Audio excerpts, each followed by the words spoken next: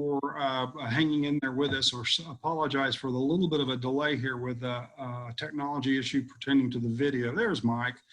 I want to welcome you to today's webinar brought to you by 24 Hour Dallas. 24 Hour Dallas is an all-volunteer nonprofit organization, so we can blame all this on being all volunteers. We're brand new. Our focus is the nighttime economy of Dallas, and our mission is how do we make Dallas safer, inclusive, and more economically and culturally vibrant at night. And that is what we're all about.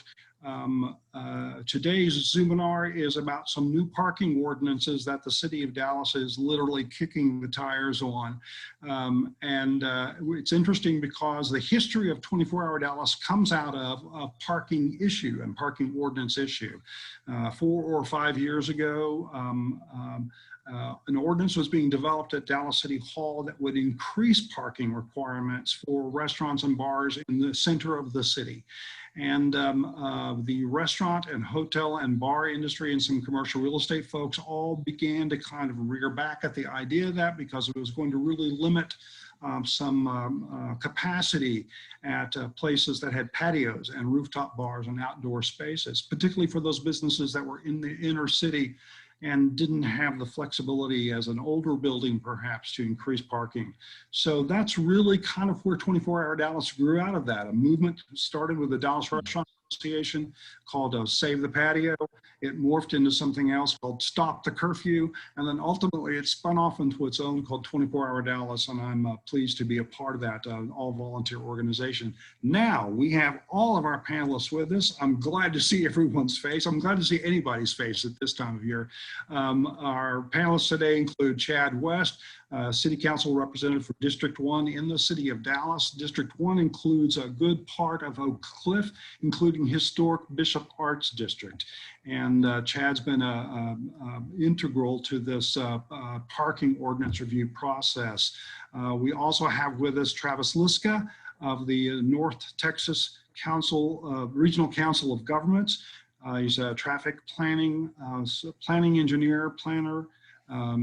We have with us Tony Shidid, who's the chair of the City of Dallas Plan Commission, the entity that reviews all changes to Dallas ordinances and zone. And then we have Mike Brown, our own Mike Brown, who's co-leader of our placemaking team with 24 Hour Dallas. He's a sustainable engineer with HKS Architects, who just created an amazing building, I think, in Austin, I think I saw, or Houston, which kind of blew my socks away when I saw the design for it. So gentlemen, thank you very much for being here. My name is Randall White. I am the founder of 24 Hour Dallas. Before we get underway, I do want to give a shout out to our sponsors of this particular webinar, the Greater Dallas Restaurant Association, which is the trade association for restaurateurs and restaurants in North Texas, USSV Security, which provides innovative and comprehensive security systems for all kinds of businesses, and Premium Parking, which is not just a parking management and parking experts organization, but also has some technology that's very interesting in the field of parking, kind of moving us more towards newer technology in parking. Before we begin, bathrooms are down the halls. I always like to say that. I hope you brought your own snacks and beverages. For me, it's good old H2O. And we'll first talk with each of our guests, and then we'll have time for perhaps them to talk to each other, ask each other questions. We'll take your questions during the Zoom call. You can use the chat function or the Q&A. And then by Thursday, we'll post this entire webinar to the 24 Hour Dallas website. And I just want to tell our panelists who's on this call. We had about 70 people register, typical.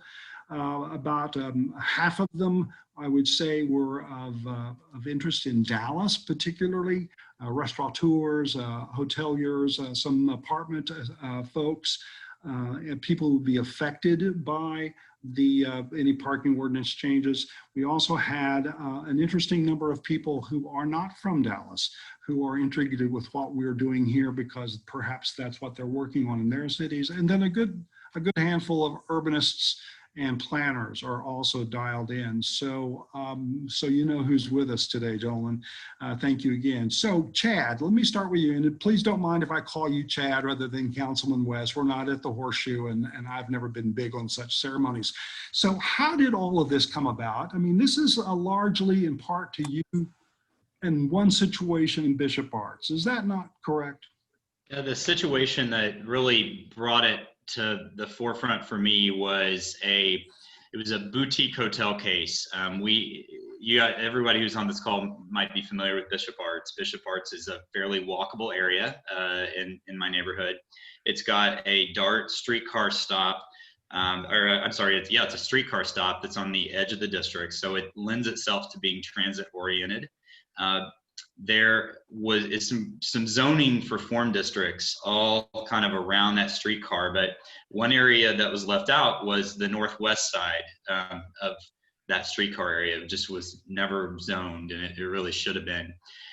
Well, there happened to be a 1920s Art Deco building that was in this old zoning, kind of 1950s zoned area, and there was a group that wanted to come in and do a boutique hotel concept. They wanted to turn this building, which hadn't been used in a few years. We had homeless people sleeping in the back, sleeping in the building, graffiti all over it. And they wanted to actually come in, renovate the hotel, turn it into a 12-room, renovate the building, turn it into a 12-room hotel. And then they wanted to put a 2,500 square foot brand new build restaurant behind it, not attached to the building, but connected by this cabana pool. It's very California, kind of like open air concept. Well, the parking code that Dallas had at the time and still has would require them to park every room of that hotel. So all 12 rooms would need a car, right? A space for a car, plus park the restaurant itself. So completely park the restaurant, completely park the hotel.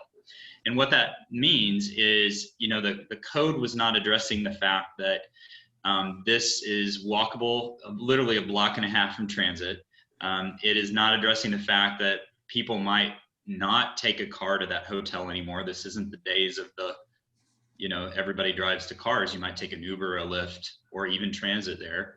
And it's assuming that everybody who eats in the restaurant isn't staying in the hotel because they're all driving there separately. So it wasn't working. City staff was willing to do a partial reduction for it, but they were still recommending denial because they couldn't get the full reduction it needed to be able to do the concept. Fortunately, under Tony's leadership on the Plan Commission, and with the Plan Commissioners saw that, this is a project we want to save, and they overruled staff in that. They advised against it, and it made its way up. And when we saw it, it was a no-brainer. This is a catalyst case on why we need to look at the old parking code. It really started off with just hotels, review for hotels, and Tony might correct me if I'm wrong here, but I want to say for a 250-room hotel, you've got to park every single room of that hotel. And then once you go above 250, you have to park half of those rooms from 251 to 500. And then from 500 and up, it's every fourth room you've got to park. So it really is kind of discriminatory against the smaller hotels for sure. And it's just old. Parking code's just old. And so we decided to, open it up and look at hotels, look at restaurants while they're doing that, look at multifamily, just basically look at everything and modernize it. And so CPC has done that, and that's where we're at now. When you say it was old, when was the last time the whole parking ordinance in the city of Dallas was kind of looked at holistically? I was just actually trying to look that up because my understanding is it had been like the 1980s it had been looked at. But Tony, do you happen to know? I don't have a date on that, but I know it is way before our time. A couple of decades. Okay, okay. Well, and Chad, one more question before I move to Tony. Where are we on revisiting? I mean, you read all the literature, you read everything coming out of all the Congress of New Urbanism and all of the organizations that are focused on this, strong towns. Everybody's talking about reduced parking requirements, and it seems like a lot of cities are advanced that way, but Dallas is where in relationship to what's going on in the country? So compared to other cities, I mean, we're, as you might expect, Dallas is, a little bit slower. We're not as bad as every city, but when you look at the cities that are really taking the leap forward in new urbanism, Minneapolis is really really leading the way. They've got some urbanists, at least one that's actually on council, so I think they're pushing that pretty heavily. Seattle, Boston, and I actually posted in the chat a link to basically all the pages that Sustainable Development has for the presentations and everything that goes along with the parking code review. And there's a chart in there under the parking comparison with other cities that really breaks down what all the cities are doing. There's some cities that are looking at having parking maximums. So you can't overpark an area, or if you do overpark, then you've got to trade off and give us more green space. You got to give something back. You might have to pay into a reforestation fund, for example, or more pedestrian. You got to widen your sidewalks. So there's creative ways cities that try to limit the over parking that is so prevalent in big developments. One thing that we have done in our mixed income housing bonus structure is, in some of the form districts, has been if you provide affordable housing, or if you provide amenities for the public good, like open space or wider sidewalks, then you are entitled to some parking reductions. And developers have taken advantage of that. And I don't think we're as aggressive as other cities on that yet, but folks are definitely open-minded to it. Do you want me to talk about what just passed today, or through economic Well, let me development? come back to that, because I thought that was Okay. a very cool surprise thing that kind of snuck up on us. I want to go to Tony a little bit about the whole process by which something becomes an ordinance. And I know right now there are city staff, a particular department, have had lovely conversations with the staff that's working on this project, and very good information from them, as well as some good information from some other volunteers who've been following this closely. But tell us a little bit, what's the decision-making process on this? How does this even come about? Absolutely. Good evening. Well, I think one of the interesting things about this is that there's a clear advantage to have a city council member that came out of the City Plan Commission, because very quickly Councilman West saw this as an opportunity to update the parking policy. So the process that we're going to follow is the following. Essentially, it's a city council initiated process, which now is at a committee for the City Plan Commission. This committee is called ZOAC, the Zoning and Ordinance Advisory Committee meeting. And that committee began meeting on this in June. And they have had 4 sessions and are looking at things like current parking regulations. How do plan development districts handle parking? What are our index cities? How do they handle parking? What are the local and national parking studies and trends? And where do we fall in within that process? And in fact, the next meeting for ZOAC to deal with parking is on the 15th of this month. At that point, I believe staff is looking around November to make their first proposal. Okay. ZOAC will then take that proposal and stress test it, and probably goes back to staff at that point, and then it becomes a back and forth until they hone in on a proposal. That proposal then goes to the full City Plan Commission. City Plan Commission then takes the work of ZOAC and again stress tests it again, looking for unintended consequences and the like, and then City Plan Commission makes a recommendation to City Council. So it goes full circle, goes back to Councilman West and his colleagues. An important little note for you, though, is at ZOAC, at the end of each ZOAC session, there is the chair of ZOAC carves out a little piece of the meeting to hear from the public. So anyone that is interested in asking a question or has an opinion about what they see that they would like to see in the ordinance, absolutely have the opportunity to do that. And that will also happen once that gets to the City Plan Commission.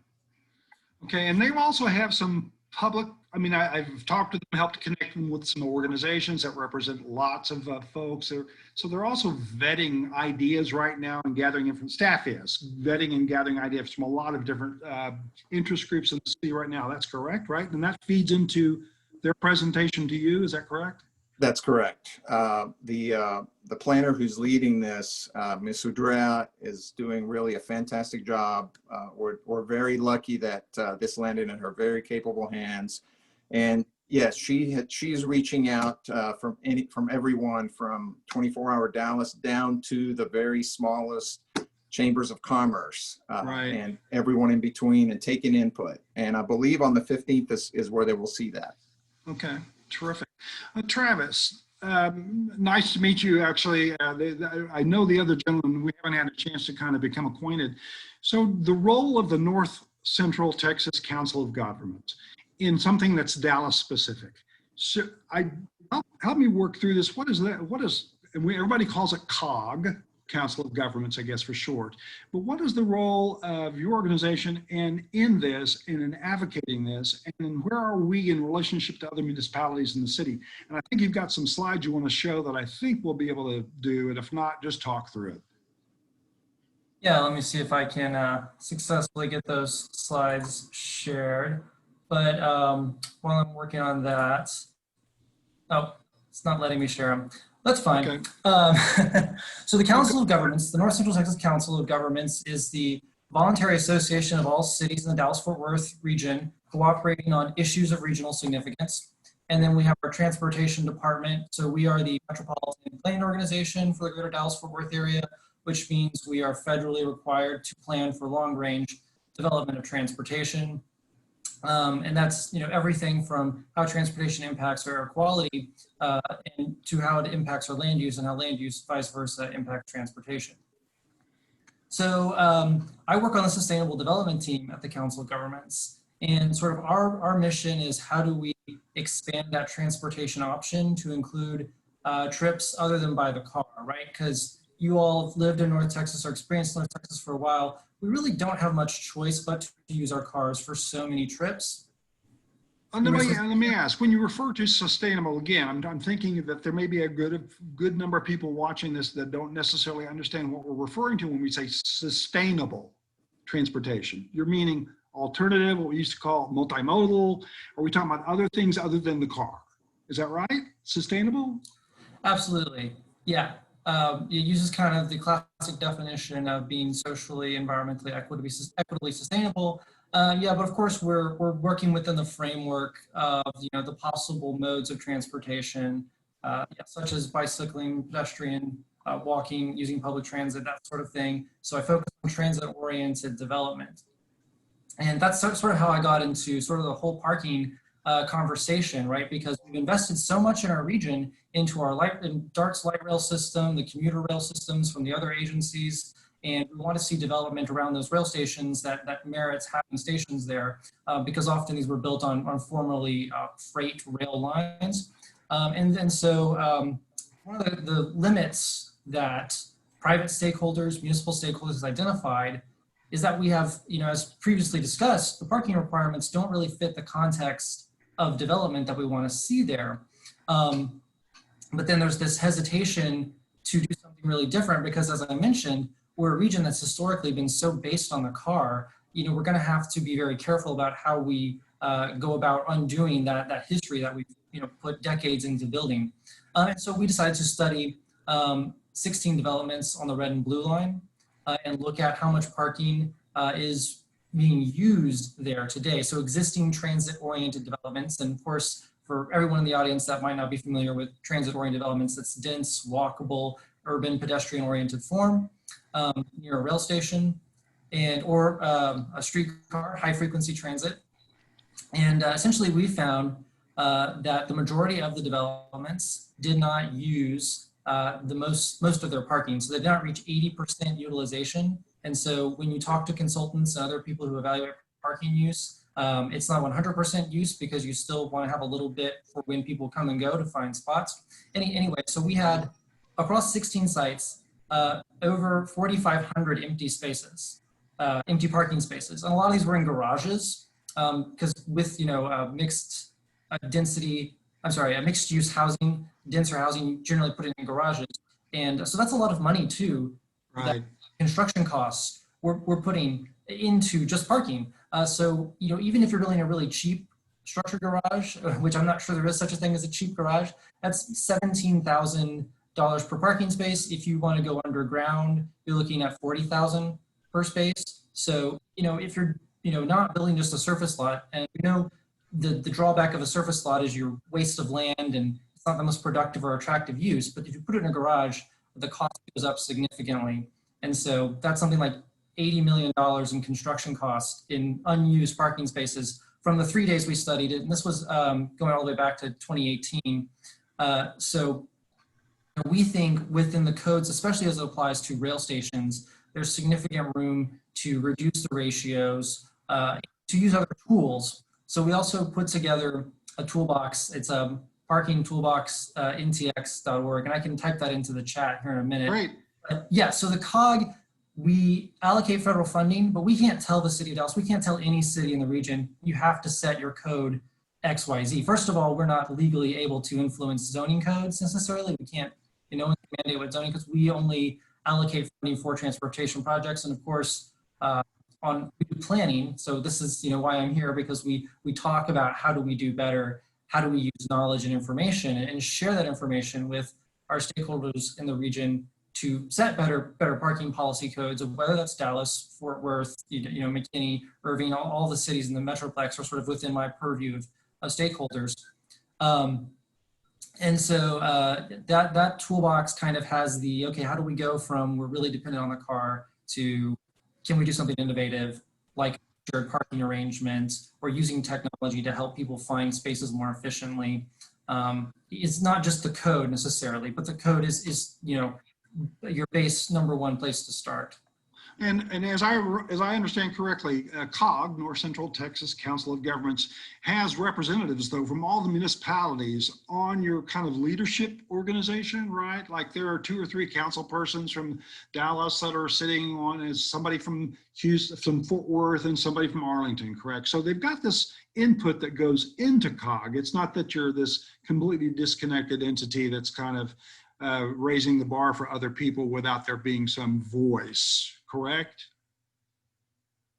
Absolutely. Our guiding policy board is the Regional Transportation Council. The City of Dallas has 4 city council members on that board. I believe the mayor appointed 2 citizen representatives. I don't know the exact background there, but there are 2 citizen representatives for the City of Dallas as well. And then Dallas County and DART all have seats on that council. It's 44 people in total. They make the final determination as to how federal funding gets allocated. So yes, we deal with public dollars, and so we have a public board that does make all the decisions, absolutely. And so our direction is set by, and that's how we really started with this whole multimodal sustainable development initiative back in the early 2000s. Members of the council said we need to look beyond just the car, and so that's why we've been working on that for the past 20 years. Okay, and so the bottom line message I'm kind of getting here from Chad and from Tony and from Travis is that we're really trying to move away from this car-dependent society to other forms of transportation, to light rail, to bicycles, walking, bus, shared rides, et cetera, et cetera. So what I want to ask Mike about, Mike is probably the most familiar with 24-hour Dallas he's worked with, although Tony has been keeping tabs on us pretty well. Mike, we're all about the nighttime economy. And so our constituency group are restaurants and hotels and arts and cultural organizations and festivals and events and everything that's about the workforce at night, the people who go to work in the hospital industry who work at night. So, and we have folks who work in pre-COVID days, work until 2 in the kitchen, get off, they have to clean up, et cetera. Then they step out of the restaurant to what? Their car. There's no other option for them because transit. So tell me a little bit from your perspective as a sustainable engineer and a designer in that capacity, how does the shift in parking that we're feeling is going to happen, quite the opposite of how it was 5 years ago when we were going to add more parking requirements. Now we're going to take them away, it sounds like. What's that do to the nighttime economy, man? Kind of resonating with some of you have already said about being able to make that shift and try to create a balance really for, more walkable modes of transportation and obviously alternative modes, commuting, rail, so on and so forth, is being able to, understand the implications of how that impacts the businesses and how, the landscape of Dallas is changing overall. And so what that means is being able to kind of balance businesses and the neighborhoods in terms of being able to offer those opportunities for people to be able to park, access to those businesses, things of that nature. But also, which is more important even prior to this, is being able to have shared parking. So being able to dynamically have that sharing amongst certain businesses, retail, residential, so on and so forth, for those time of use cases throughout the day. So you mentioned, being able to switch from an office to, say, a restaurant or maybe some other type of business that operates at nighttime, and being able to have a dual use there. I've seen a lot of situations where, due to, restrictions for whatever business that is, especially in certain downtown locations, or it's restricted access only to those residents or those business owners. And when they're not there, that's just empty parking, right? That could be utilized otherwise. Now, granted, for large events and things of that nature, that dynamic shifts a little bit. But overall, I think now what we're starting to see more too with people working from home and things of that nature is going to be more of a demand to be able to have that shared scenario. Travis brought up the parking garage situation earlier. With that in particular, being able to kind of have some foresight on the design side. And we've done this on a couple of projects where we've been able to establish, the design, floor-to-floor heights, things of that nature, and also access from the street to be able to retrofit in the future to be transformed or retrofitted into office space or retail space, and not necessarily have to tear that garage down if it becomes underutilized, things of that nature, and kind of reduce some of the overall cost, capital costs of building a new garage or building a new structure to house office or so on and so forth. So being able to have that adaptability and flexibility in the future is going to be very, very crucial. And hopefully that'll make those parking garages be more valuable to those tenants and to those owners, because then they can be used for something else in the future. Well, and Mike, I know we're talking about transportation, really transportation is kind of the focus of this, but this also seems like it's almost got an economic development edge, that it's going to remove a barrier for some businesses to open up. It's pro-business, it seems to me. Would you agree or not, Mike? I would agree.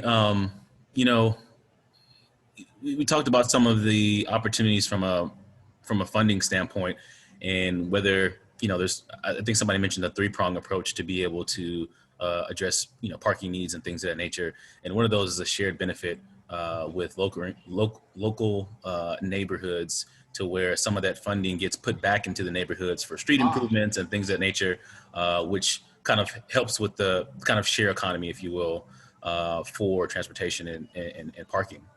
And I think we haven't talked about the neighborhood impact, and I'll be real intrigued, Tony, about how some neighborhood groups respond to this, because we've originally the kind of bump up about the parking thing that spawned the whole 24-hour Dallas stuff was 4 or 5 years ago, was because of neighborhood concerns about cars parking in neighborhoods, et cetera.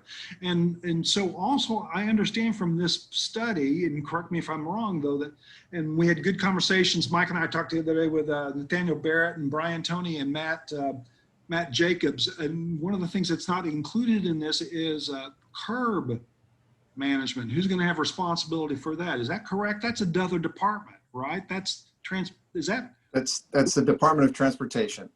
So And- talk about yeah. how does that get pulled into that so that we can perhaps appease and better be responsive to some of the neighborhood concerns. If suddenly neighbors are going to be going, oh my God, they're going to not require parking anymore, and that means they're all going to park in our neighborhood. Chad, Tony, Mike, Yeah, how do you respond to that? That's a critical question. In fact, that ZOAC, the City Plan Commission, and then finally Council is going to have to work their way through that. What is this new ordinance? How are they going to treat properties that have residential adjacencies, right? We're all concerned about that. So we'll see how they work their way through the process and where they end up there. But back to your curb management plan, the goal is for once we get through this process to hand this ordinance back to council and to have Councilman West and his colleagues help build a curb management plan from that. There's a lot of demands for the curb, as you know, from Uber to on-street parking, biking, and even some of your folks of the 24-hour Dallas. So how that is going to work out, I think leadership matters, and I think Councilman West and his colleagues will be able to take that work from CPC and extrapolate it forward. And Chad, why don't you continue on that, but also perhaps provide everybody with the definition of curb management. I just threw a phrase, I violated my own rule about buzzwords. So curb management means, and then what about neighborhoods? Well, my understanding, correct me if I'm wrong, but the way it's being used here, curb management is having rules for where drop off and pickup is at for shared rides. Is that pretty much what you're talking about? And then also the potential, I think, to do revenue generation controls on various parking areas so that there might be some of the stuff Mike talked about. What's the program Houston has that generates some parking revenue back into the neighborhood so that the neighborhood kind of goes, okay, well, we'll allow some of this parking to be used here because we're going to benefit from it. There's a name for that particular program. Is it Parking Management District? Or I think so. Travis like may know this. Yeah, Parking Management District. Okay, when we've talked about that in my neighborhood, where I get pushback from trying to think about putting more parking meters on the streets. I've wanted to do that in the past because parking does have a cost, right? And to the city, it costs taxpayers, and so as a way to sort of generate additional revenue to help pay for street repairs and things, we've proposed doing that, and it's more palatable to the neighborhood when they know it's going to come back and then go towards improvements. So we're not really moving forward with that right now. That was on the books, and then COVID hit, and it seems like every other emergency in the world we've been dealing with, but it's certainly on the books for talking about in the future. To Tony's point and yours, Randall, about neighborhood engagement, that is key. Getting out there in front of people early and finding out what their fears are and letting them talk through it and educating them. Like we don't do our job if we don't do that from the very beginning. On council, I don't know, Tony probably knows as well as I do. I'm probably one of the more aggressive on finding new creative ways on parking. And sometimes it gets me in trouble, if I'm going to be honest. I mean, because I want to jump in head first and figure things out, and I've got to reel myself back in. And we've got to make sure we bring everybody in the neighborhood along with us. And not everybody's paying attention to council meetings and reading the new urbanist stuff that probably most of us on here do. You just got to remember that there's a lot of people that are scared of that. I remember when I wasn't in politics at all, but I was a neighbor going to the Tyler Polk, if you know Tyler Polk in my neighborhood. I was going to the two-way conversion meetings. Did you go to any of those, Randall, back in the day? I did. Yeah, as a resident of Oak Cliff, yeah. Oh, it was insane. So it was a recreation room chock full of people, so much so it was standing room only. And it seems like a no-brainer. You're going to take a thoroughfare that people drive 55 miles an hour through neighborhoods on a one-way street, and you're going to so it goes three ways one way, three ways another. It used to be a two-way, and you had retail on it probably back in the 50s and 60s, and then when it was converted to go one way each way, there's no retail anymore really, but it's coming back, right, just because of neighborhood changes. But when we had those initial meetings on turning it back, you would have thought we were going to cancel Christmas for half the room. I mean, it was people coming in from, we had people from DeSoto that actually came up to the meeting I was in that were mad because they use it as a cut through because 35 is so bad. And I'm like, Right. Sorry, you don't even live in Dallas. Yeah, you don't get a vote. Yeah, no, I get it. I've facilitated education. Yeah. I've facilitated quite a few charrettes in my days and have been of that gunfire. So, but tell me, on that point, we're talking a lot about how this is going to be good for the city, and minimal reducing transportation means it's going to be better, probably environmentally, for pollution, for our fitness, all those kinds of things that make a healthy, strong community. But how does the neighbor say this is good for you? You live adjacent to a sociable district, I like to call them, a Deep Ellum or an Uptown or Bishop Arts, and we're looking at this parking requirements, and this is how it's going to be good for you. What do you say? What do you say to them, Chad? Well, I generally try to not be the one saying it. I wait and let them work it out on their own. But if I'm put into a corner and I need to advocate, what I would say in this, Bishop Arts is interesting because it's from zoning that's been there a long time ago. There's been a lot of the original, sadly, a lot of the original homeowners have moved out, and we've got a lot of this sort of some of the new development coming in. So it's a changed district, but Kid Springs, which is just north of that, is a neighborhood, and they have a lot of PTSD from over parking in the neighborhood, overbuilding, and not all the development. There's like some great development too, don't get me wrong, but there's been an interesting mix of development there. And you've got to ask them, what your question is, like, what is in it for me as a neighbor? What's in it for me? And part of it is you're going to get more opportunities to shop. You're going to get more opportunities to eat.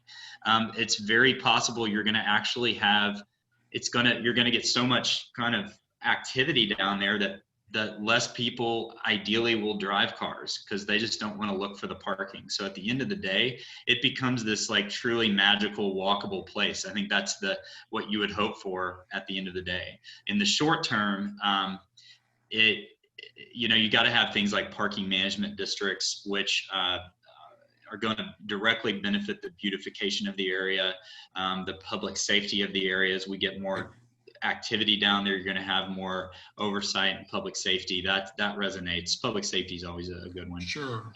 So that's all I can think of offhand, but those discussions are going to come up, Sure. I got to be a little more prepared than I am today. Travis, you're often put in front of community groups. What do you tell people?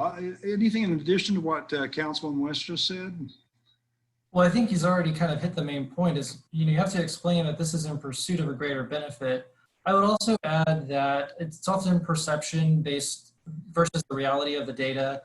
So in many of the communities in North Texas, not just Dallas, but there are walkable places. People want to be there. They perceive there's a problem with parking because they just can't find parking exactly where they want it, up front, right in front of a restaurant, or in a very obvious location. And so that goes back to our earlier point on sharing, getting different lot owners, different building owners to craft sort of a wayfinding operation. Regionally, wayfinding, okay, that's another buzzword, but it's really just signs and the courtesy people navigate space. And there are other communities outside of Dallas I'm more familiar with very intentional wayfinding programs. It tends to be where you've got a community organization that's focused on promoting a specific district that have installed the facilities to help people find where shared parking spaces are, and then sort of do that effort. So yeah, we definitely have to think. Again, I put it in the context is we're all sort of dependent on our cars, and that's no one's sort of intentional thing. We all just kind of we're born into that more or less, and so we have to have some recognition that people are kind of squeezed when things change. And so how do we make it convenient? And so think about wayfinding and coordinating with your other stakeholders in your neighborhood to sort of craft that vision for what that looks like from the customer experience. But again, also showing people doing it. And obviously your process is going to be transparent. And when you're doing a neighborhood plan for a walkable district, let people know what's going on and share your findings from parking studies to show, you know, everyone wants to park on Main Street, but there's only so many spots on Main Street, that sort of thing. Right. And Tony, other than Councilman West, who hears from a bazillion of his constituents, as well as apparently some people from DeSoto, I would think that there's few people in the city of Dallas that hears from everybody around Dallas as much as the chair of the Plan Commission. So what do you hear in these instances, or what are you already hearing about the prospect of parking, a reduction in parking ordinance kind of requirements that you think is opportunity, and what's the trap that would maybe trip it all up? Do you have a sense? Well, I think we're still early in the process. We haven't really heard from a lot of folks yet. Okay. And unfortunately, I think that may be a function of just being online and COVID and not being around the horseshoe. And frankly, that's it's concerning because what I don't want to happen is a year from now to folks to come back and say, well, you did this under the night of COVID, and therefore the process, I think, unfortunately, maybe should slow a bit to allow folks to learn about what's happening. And I know that Ms. Mormon at the in the planning department has a very long list of folks that she reaches out to make sure that they know, hey, this is a topic that we're discussing. If it's important to you, please log on, and if possible, you're more than welcome to opine. Right. But stay tuned. I think Okay. we will be hearing from folks, and just generally. That tends to happen, Randall, after the first draft is proposed. Once that first draft is published, then folks kind of see what they can support and when they cannot, and that's when we hear from folks. Yeah, we don't do as well with blank sheets of paper than we do with something that has ink on it that we can then begin to want to move the words around on. I totally get it. So my last question of all of you, and I'll start with Mike. What can people do to kind of educate themselves? I mean, some of the folks that are watching, or we have some industry folks, we have the Hotel Association folks here with us, the Apartment Association folks, the Restaurant Association folks are actually watching this right now. What can they do? Where can they go individually to say, I need to know more about what Dallas is doing, or what this will mean for positively for my particular part of the industry? Where can people go to educate themselves? What do people want to know, and what do they want to be able to do to help this advance? Mike? Yeah, I think it starts by doing something that someone mentioned earlier, is coming to those meetings and attending those meetings and having those conversations with people, especially within your own neighborhood. And, especially if you are within the industry, whether it's design side, restaurants, so on and so forth, start to bring up those topics and kind of collaborate around solutions. Becoming a part of 24-Hour Dallas definitely helps as well, because we can get connected with those individuals that can steer you in the right direction. And, one of the things that comes to mind in terms of just perspective overall, when you think about the landscape of Dallas and how it's changing, and all the individuals that, may be coming moving to North Texas or Dallas from other regions that kind of have these similar ideals already. They already have that perspective, and they've already lived maybe that lifestyle, maybe on the East Coast, West Coast. And so they can also bring that to the table as well, and help kind of with the whole conglomerate of ideals. And hopefully that will help minimize some of the resistance towards some of this as well. Right. Travis, what can an individual do, people do, or even organizations, neighborhoods, groups do to kind of better educate themselves on how this is a good thing for the city, or what they can do to contribute to the process? And I'll get to specifics in Dallas with Chad and Tony. Where do they go? Where do they sign up? Where do they get more information? But just in general, somebody wants to understand, why is this important? Why is this good for a city? What do they do? Yeah. It's a great question, and I'm going to shamelessly plug one of my own work products, the Parking Toolbox NTX that I put into the chat. We actually produced a video. I know it's kind of a strange kind of video concept to have a video that's just kind of why there needs to be parking reform, but we did just a quick 3-minute, why should we have parking reform? What does it mean for our cities holistically? Yeah, not exclusive to Dallas, but for everyone. So we have that resource. And of course, briefly touched on a lot of concepts this afternoon, like shared parking. We haven't even mentioned things like unbundling of parking that's residential leases. And so I've got a toolbox there where people can look at case studies. They can look at other communities. As we mentioned in this call, we're not the first city or metropolitan area to tackle this, and other cities have lived through aggressive reforms on parking. So I've got some of those examples linked there under each sort of case study. So that's one thing that I think organizational, institutional stakeholders might be interested in. Very good, very good. And Tony, in the city's process, where can people go learn or sign up to hear more, be in connection with staff about this? Particularly, I think it would be more valuable for groups, neighborhood associations. How can people learn more and be supportive of this? Well, I think if, two things. One, if you're interested in just getting more educated about parking, you can go out and pick up this 700-page Bible on the high cost of free parking. So if you have a life and don't intend to read 700 pages of parking, then what you can do is if you find the City Plan Commission website, the very bottom of the page, there's a name there, Miss Donna Mormon. Her phone number is on that page, and you can contact her and get on a list. And then just log on. The ZOAC meets every day that CPC meets earlier at 9 a.m. And I highly, highly recommend anyone interested in this process, anyone that wants to have a voice in the process, to log on and let us hear from you. The committee has 9 members, but I can tell you out of those 9, there are 3 city plan commissioners that make up that committee, but many of us log on and watch these meetings. And I know myself, I'm very curious and interested to hear from folks. I want to hear what they're thinking. Okay.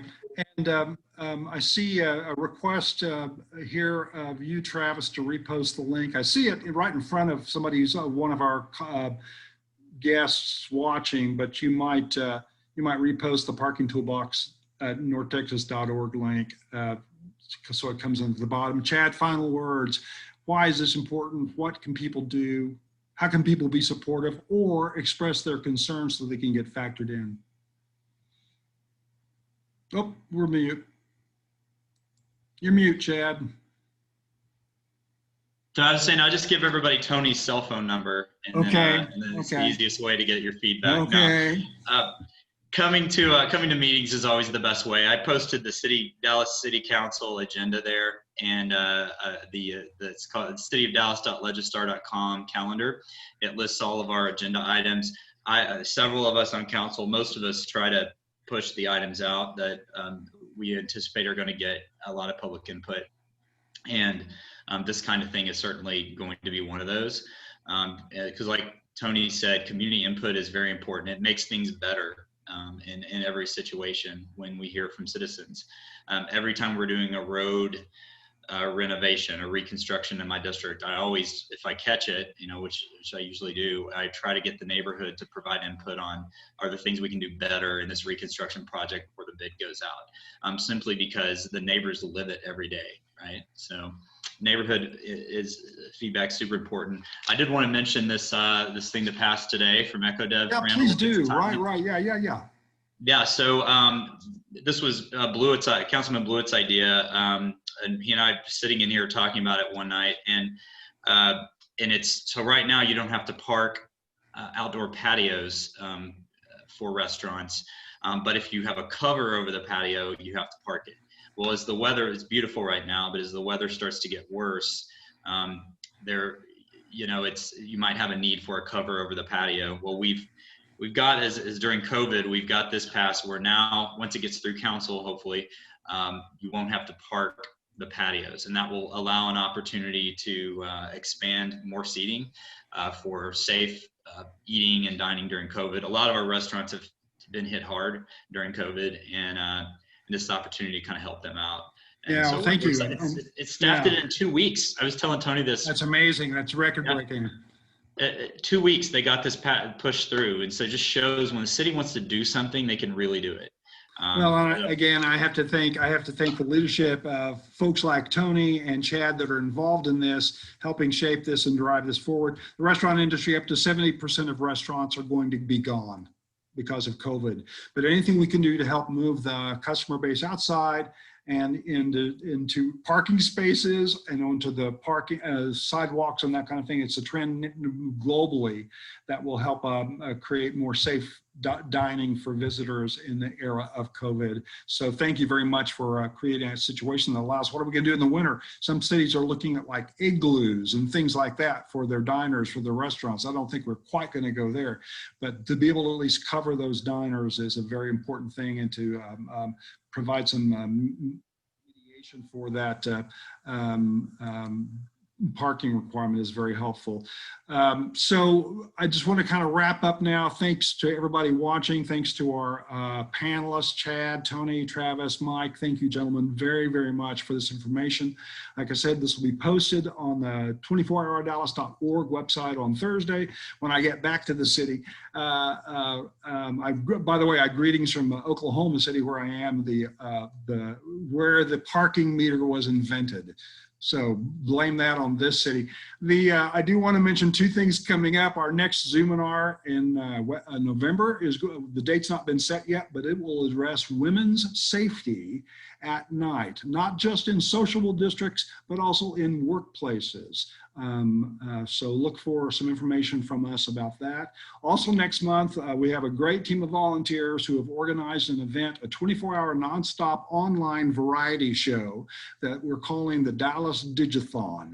And the whole point of this is to spotlight and showcase Dallas visual performing artists, and to give them time to,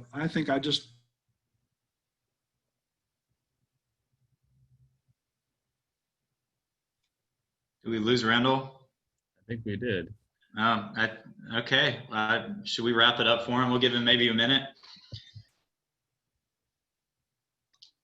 Please do, Councilman West.